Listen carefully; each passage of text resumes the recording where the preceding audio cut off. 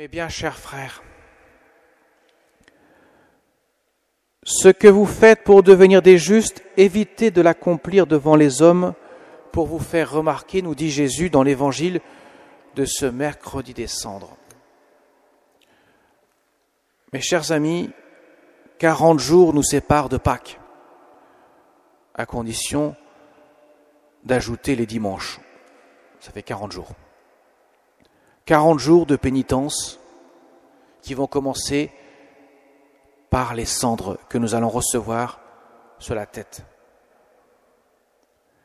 Les cendres nous rappellent que nous sommes de la poussière, nous sommes la créature de Dieu, qui avons reçu le souffle de l'Esprit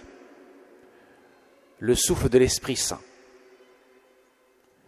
Le souffle de l'Esprit, car nous sommes créés, et aussi le souffle de l'Esprit Saint parce que nous sommes sauvés par le Christ, qui nous a mérité par sa passion et par sa croix la vie éternelle.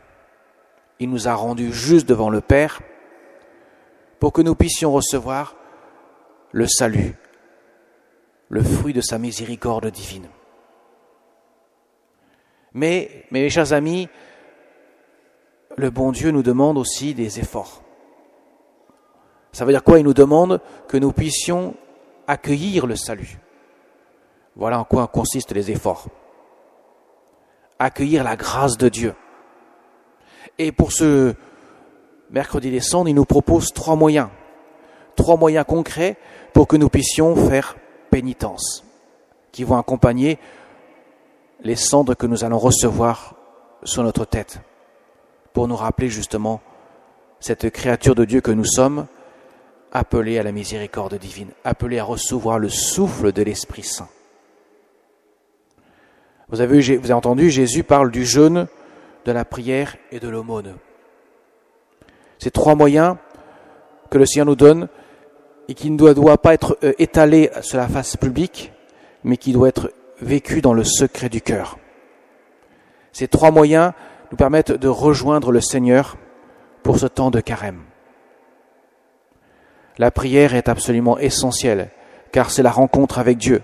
Si nous ne prions pas, comment nous pourrons accueillir la grâce de Dieu? Comment pourrons-nous l'accueillir? Cela paraît compliqué et compromis.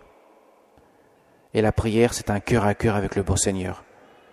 C'est pas un étalage devant les autres, bien sûr, comme le dit Jésus dans l'Évangile. La prière, c'est pas des formules toutes faites, c'est un cœur à cœur avec le Seigneur. J'offre mon cœur au bon Dieu. Et on peut prier de multiples manières, bien sûr. Quand on est sur un lit d'hôpital, qu'on ne peut plus parler, qu'on ne peut plus peut-être professer des mots, parce que nous sommes dans une telle détresse du mal, de la maladie, nous pouvons offrir. L'offrande de sa vie est une prière. Offrir ces sacrifices, offrir ces souffrances que nous subissons et dont nous ne pouvons pas changer le cours des choses, c'est une prière. Offrir ce que nous avons à vivre dans la journée est une prière. Accueillir l'instant présent avec ce qui vient est une prière. Jésus nous demande de prier avec tout notre cœur, parce que Dieu ainsi peut venir établir sa demeure dans notre cœur. Le jeûne est un moyen pour obtenir ce que la prière demande.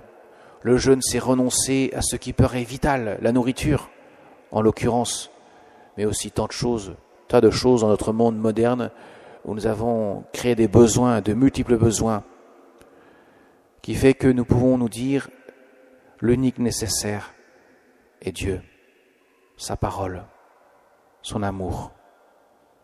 Jésus nous invite à faire pénitence en renonçant quelque peu à ce qui nous est vital, la nourriture, les choses qui nous paraissent importantes, pour que nous puissions nous rendre compte que l'unique nécessaire est Dieu. Comme le dira sainte Thérèse d'Avila, Dieu seul suffit. Donc le jeûne est un moyen pourrait-on dire, accueillir, pour obtenir ce que la prière demande. Et enfin l'aumône pour nous rappeler effectivement que nous ne sommes pas seuls sur la terre, que nous ne nous sauvons pas seuls, ni à la force du poignet, bien sûr, mais que Dieu vient pour chacun d'entre nous. Il établit sa demeure d'amour dans notre cœur pour que nous puissions nous aussi aimer de son amour nos frères. L'aumône, c'est partager avec les autres ce qui fait notre richesse, l'amour de Dieu. L'amour se donne, se reçoit.